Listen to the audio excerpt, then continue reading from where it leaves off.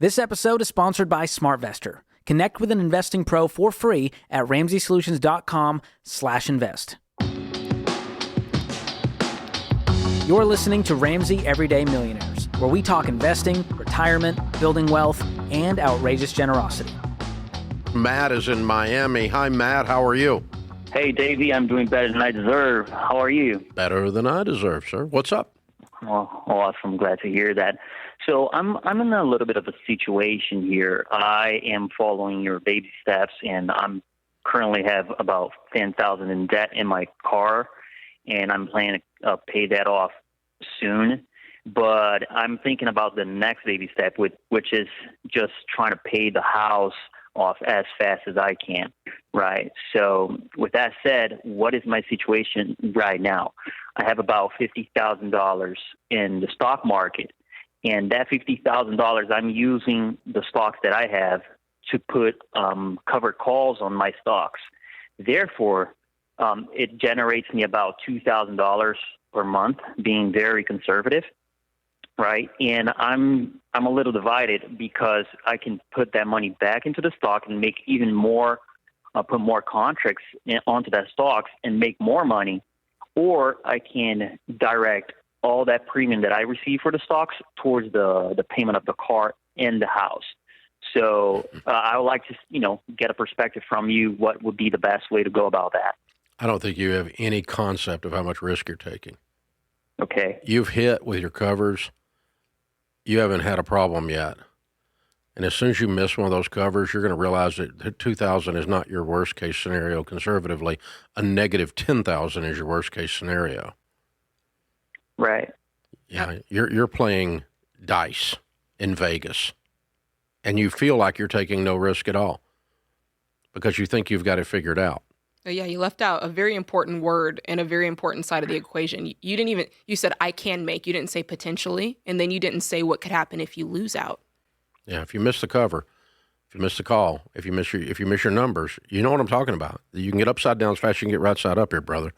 78%, statistically, 78% of the people who day trade stocks lose money. That's 8 out of 10. Okay. So yeah, I do not day trade stocks. I don't do puts. I don't do calls. I don't do options. I don't do covers. I don't do commodities. I don't screw with any of that stuff. I like the money that I earned too much to put it that much at risk. No, thank you. And I also don't play the roulette wheel in Vegas.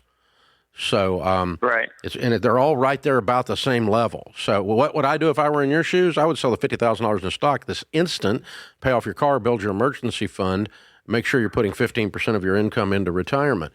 But Matt, you're like the guy who walked through the lobby of the casino and dropped 2 quarters in and hit. Yes.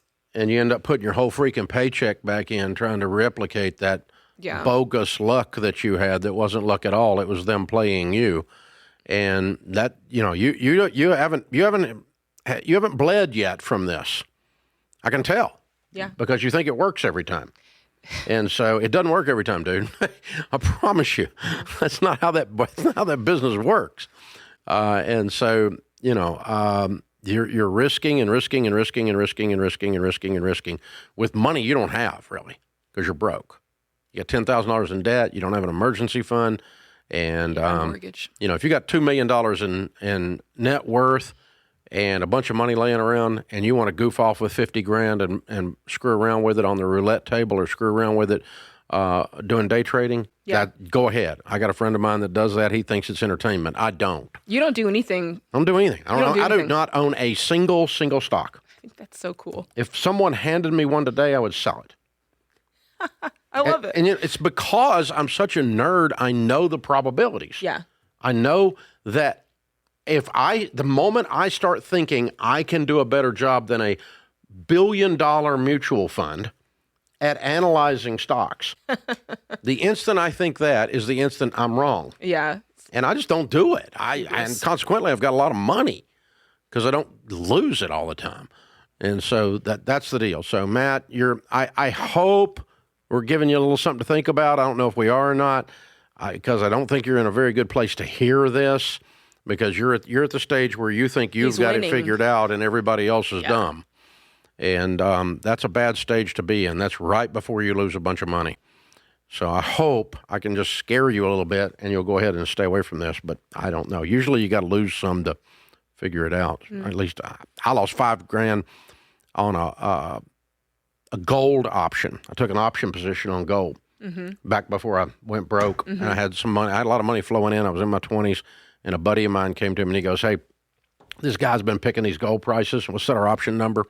And if y'all don't know how option works, you have I had the option to buy the gold at X, and if it was above that, that option was going to go 10X. I would have made $50,000 off that $5,000. Okay, and if the option number doesn't go above that, you lose 100% of what you put in. Yeah. So it's I don't get $5,000 back. I either get $50,000 or zero. Oh God! But this guy hit 12 times in a row. He predicted the option prices. So me and my genius beer drinking buddy decides we've got this thing figured out because this guy's got it figured out. We're going with this guy because he's got a pattern going. He's got this thing figured out. Bull crap. And so I put $5,000 up, and you know where this is going. Yeah, I lost the $5,000. But I have a rule. I don't do stupid stuff 2 times. I only do stupid stuff once. Fair enough. So I've already got that one out of the way. That's fair enough. That one's out of the way. I don't ever have to do that stupid thing again. And then I get to tell Matt, please don't do it.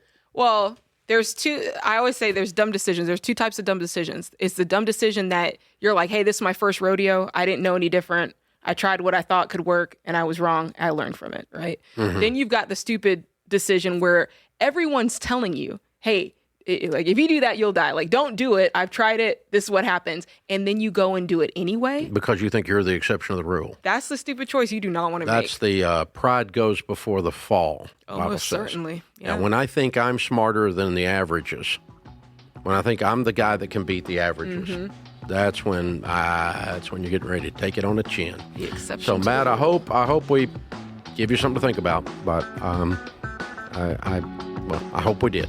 Just leave it at that. Thanks for tuning in to Ramsey Everyday Millionaires. To learn more about how to plan for retirement, visit RamseySolutions.com/retire or click the link in the show notes. Ramsey Solutions is a paid non-client promoter of participating pros. Learn more at RamseySolutions.com/SmartVestor.